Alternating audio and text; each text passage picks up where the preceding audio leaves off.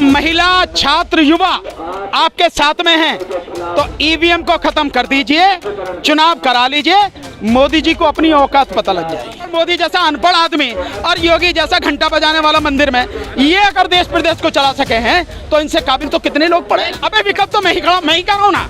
मैं कह रहा हूं कि मेरे से बड़ा विकल्प, मेरे से बढ़िया विकल्प इस देश को नहीं होगा कोई भी। मैं विकल्प होना, आओ मेरे साथ। मैं बताऊंगा मोदी को मोदी की औकात, योगी को योगी की औकात बताऊंगा, बीजेपी और आरएसएस को इनकी औकात बनाऊंगा। मजबूत हाथों में है। हाँ बिल्कुल मजबूत नहीं, देश निकम्मे हाथों में है, देश गुंडों के हाथों में है, देश नकारा हाथों में है। छात्रों को राजनीति में आना चाहिए और ये जो गुंडे बैठे हैं राजनीति में इनको उखाड़ के फेंकना चाहिए, सत्ता अपने हाथ में लेनी चाहिए।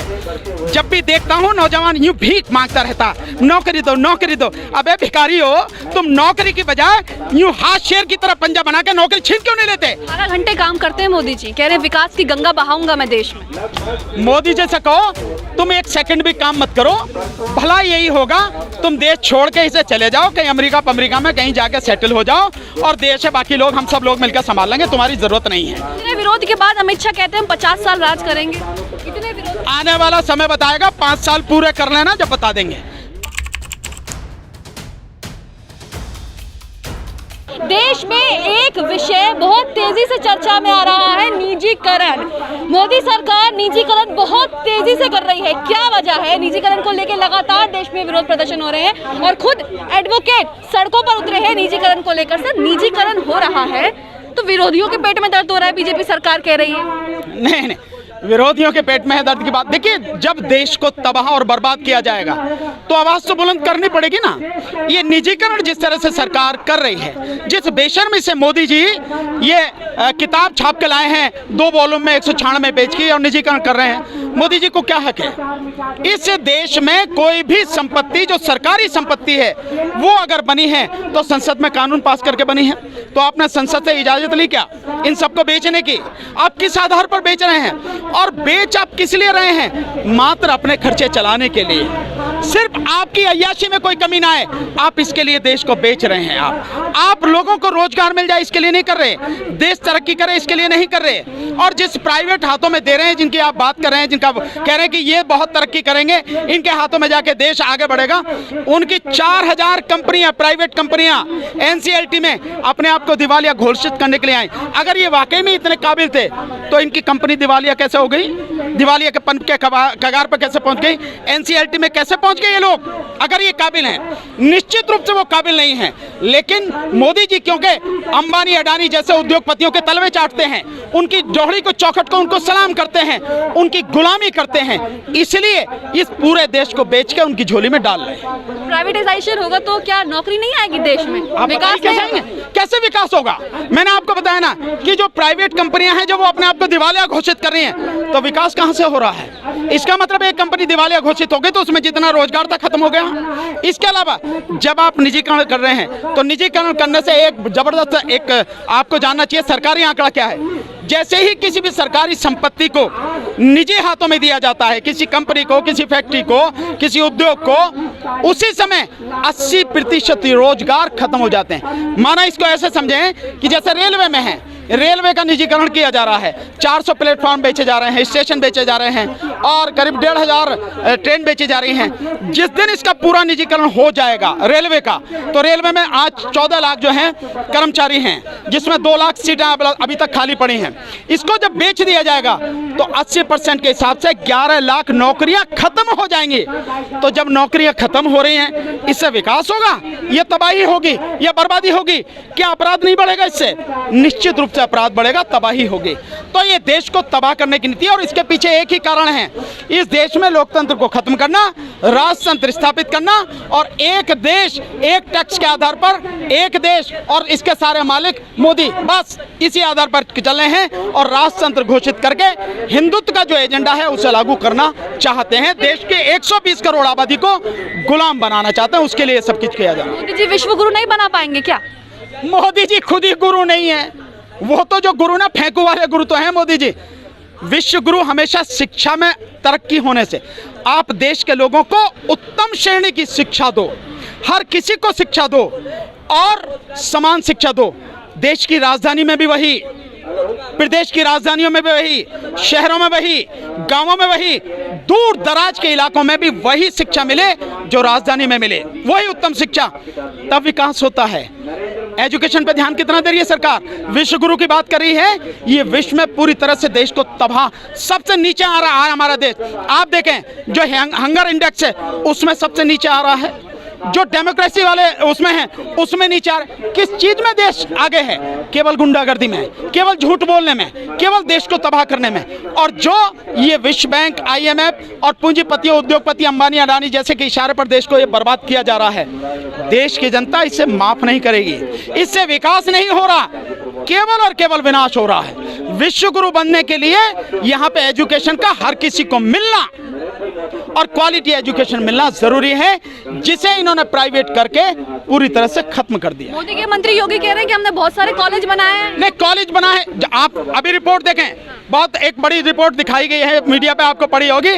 गाजियाबाद में, यूपी के कई शहरों में जो बिल्डिंगें बनी हुई हैं स्कूल कॉलेजों की, उनके लिए टीचर नहीं है, वो बिल्डिंगें फिनिश नहीं हुई हैं। कुछ जो फिनिश हैं उनमें भी कोई पढ़ाई नहीं हो रही, 2-2, 3-3, 4-4 साल से बिल्डिंगें बनी हुई खड़ी हैं। पहले तो उन्हीं को चालू कर दो आप, बनाने की तो बहुत दूर की बात है। और फेंकने में क्या जाता? तो मोदी एंड कंपनी और मोदी के साथ में जितने हैं ये सारे फेंकने में लगे हुए हैं। तो क्या पब्लिक मूर्ख है? पब्लिक जानती है कि कौन गुमराह कर रहा, कौन फेंक रहा, ये सारी चीजें जानते हैं। मोदी जी कह रहे हैं युवा मेरे साथ, छात्र मेरे साथ, महिला मेरे साथ। अगर महिला, छात्र, युवा आपके साथ में हैं तो EVM को खत्म कर दीजिए, चुनाव करा लीजिए, मोदी जी को अपनी औकात पता लग जाएगी। अगर मोदी जी अपनी भी जमानत बचा जाएं, और उस हालत में कह रहा हूं कि सारी RSS को बिठा लो, सारे मंत्री को बिठा लो, योगी और पूरा मंत्रिमंडल भी बनारस में बैठ जा, फिर भी अगर अपनी जमानत बचा ले योगी जी, तो आप बता देना हमें, नहीं हो सकता। वो कहानी खत्म है। जो मोदी की जो लोकप्रियता 72% कभी हुआ करती थी, आज 8% पे आ गई है। इसीलिए उत्तर प्रदेश के चुनाव में मोदी चेहरा नहीं है, ये आपको समझने की जरूरत है। पोस्टर तो लग रहे हैं बड़े बड़े मोदी जी के। पोस्टर लगने में क्या है?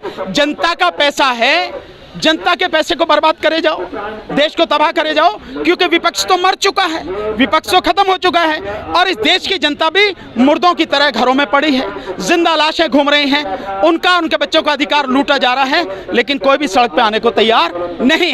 इसीलिए मोदी जी ये कर पा रहे हैं। अगर जनता जिस दिन खड़ी हो गई ना, मोदी जी को धरती कम पड़ जाएगी भागने के लिए।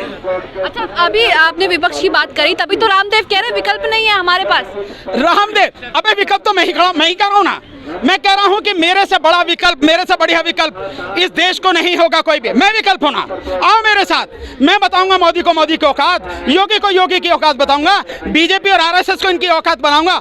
एक बार मेरे साथ आके खड़े हो, आपको मिलेगा, पता लगेगी कैसा विकल्प होता और कैसा नेता होता है। ये सब छोड़िए, कहने की बातें खूब है। जब इंदिरा गांधी जी की मौत हुई थी तो लोग समझते थे कौन चलावेगा देश को, लेकिन उसके बाद से देश आज भी चला नहीं चला।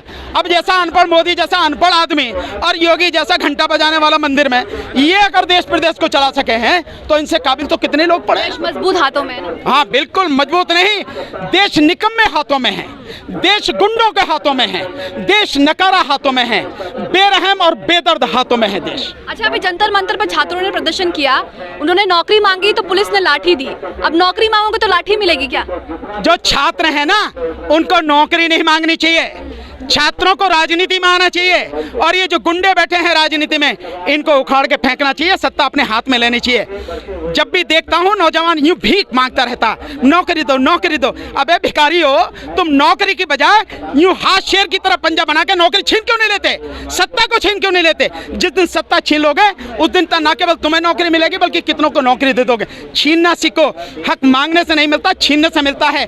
भिखारी बनने से कुछ नहीं मिलता, भीख मिले ना मिले ये देने वाले के ऊपर निर्भर है। तो भिखारी नहीं, छीनने के लिए मजबूत बनो, सत्ता को छीनने की तैयारी करो। 18 घंटे काम करते हैं मोदी जी, कह रहे हैं विकास की गंगा बहाऊंगा मैं देश में। मोदी जैसा कहो, तुम एक सेकंड भी काम मत करो, भला यही होगा तुम देश छोड़ के इसे चले जाओ, कहीं अमेरिका में कहीं जाके सेटल हो जाओ, और देश है बाकी लोग, हम सब लोग मिलकर संभाल लेंगे, तुम्हारी जरूरत नहीं है, तुम्हारे एक सेकंड की भी काम करने की जरूरत नहीं है। फ्री में अनाज तो मिल रहा है ना, लेकिन मोदी जी यही है। आपने एक पिक्चर देखी है, उसमें अमरीश पुरी जी कहते हैं इनको फ्री में अनाज दो, तो कहते हैं फ्री में अनाज काहे को बांट रहे हो? नहीं, दो इन्हें फ्री में अनाज, जब इन्हें फ्री में खाने की आदत पड़ जाएगी ना, तभी ये गुलाम बनेंगे। मोदी वही उसी नीति पर चल रहे हैं। इस देश की, मैं तो कह रहा हूं, 120 करोड़ आबादी को गुलाम बनाने के लिए मोदी काम कर रहा है। 120 करोड़ आबादी को, इसीलिए 80 करोड़ लोगों को 5 किलो गेहूं और 1 किलो जो चावल है वो दे रहा है। नहीं तो लोगों को ये नहीं देना चाहिए। अगर कोई अच्छा व्यक्ति होगा, शासक होगा या अच्छा माँ बाप होगा, वो चाहेगा उसके देश में रहने वाला हर बच्चा काबिल बने, योग्य बने, वो नौकरी करे, बिजनेस करे, आगे बढ़े, तरक्की करे, ताकि देश भी तरक्की करे।